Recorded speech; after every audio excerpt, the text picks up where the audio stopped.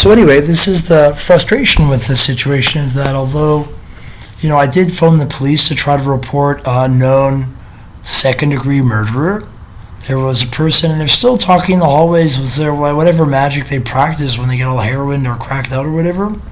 Basically, they're so upset with me being the grandson of someone that worked for the government and that I refuse to do their drugs or have their particular lifestyle. I don't even bother with heroin and that stuff at all. I mean, I'm like, you could try to say it's interesting. She just offered on the film. It shows her saying there's $60 worth of heroin she has, and I tried phoning the police in the previous videos, and they just don't want to do their job. They don't want to do anything. I told them, are you interested in doing anything? It was just like, what do they want to do? They want to say, call Crime Stoppers.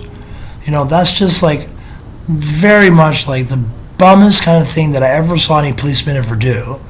And then to think that I ever really took it very seriously, what they say about being a policeman or something, I thought these guys were actually legitimate in this province, but there's nothing that'll prevent them from more deaths. These people I try to show on the video, they're victims of the city of Toronto, I guess, and there was probably about 25, 30 deaths at the previous location, and that's part of the reason why they moved us out of there, because I guess the people kept on trying to complain and report it, but this person that I tried to have police investigate to see if it's true she has all these drugs or whatever next door, but it doesn't matter because apparently there's no such thing as actual legitimate policemen here in the province of Ontario. There's just nobody that actually wants to do their job and arrest these people and press them against charges. The stupid thing is, I took it seriously once. I actually took it seriously, thinking that police actually are legitimate or something that actually matters. But apparently not in Toronto. Anyway, Toronto doesn't seem to be a place where it matters at all. I have the evidence on the Twitter and the accounts already. The computer videos are up there, and you can see me on the telephone frustrated with the people. And I guess probably it doesn't matter too much, but I mean, that's all that is they're capable of here, and all they're doing 24 hours a day is nonstop crack and heroin and other weird drugs. I don't know, I quit smoking cigarettes this year. I'm never going back to cigarettes, and I really don't believe in Trudeau's law about pot smoking and stuff. I don't think pot is good for you, but try taking the multivitamin. That's good for you. I think that it's just the vitamin's good for you. Take the vitamin. I don't know. Other than that, probably I'm not going to do these drugs at all. No. I mean, every 20-year-old gets asked. Everybody that's in their 20s and 30s seems to find out about it. But, oh well, I phoned up the police, so now I'll just have to phone up the city mayor and have him look at these videos and have him record it as well.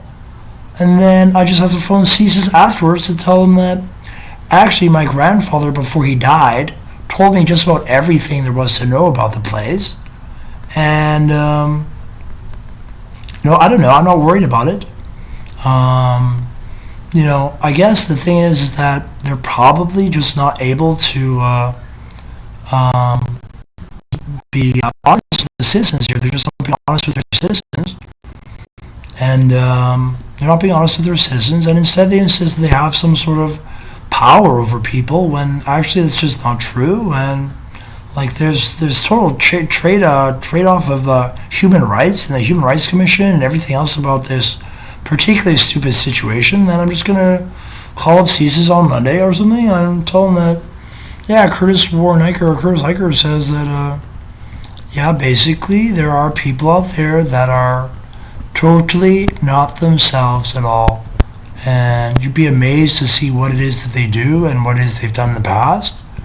But I did some investigating myself to make sure that my grandfather wasn't just all on his own as far as his investigation goes. I had to investigate stuff too, and I haven't been paid a single penny for anything. I still haven't been paid a single penny for anything.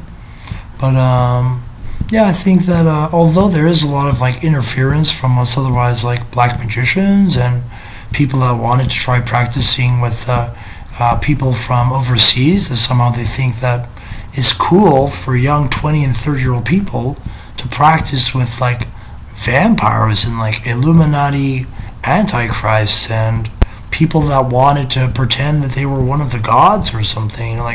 They get them into this lodge or something and they tell them, oh, you're all the gods, you're doing this, and they just vomit everything.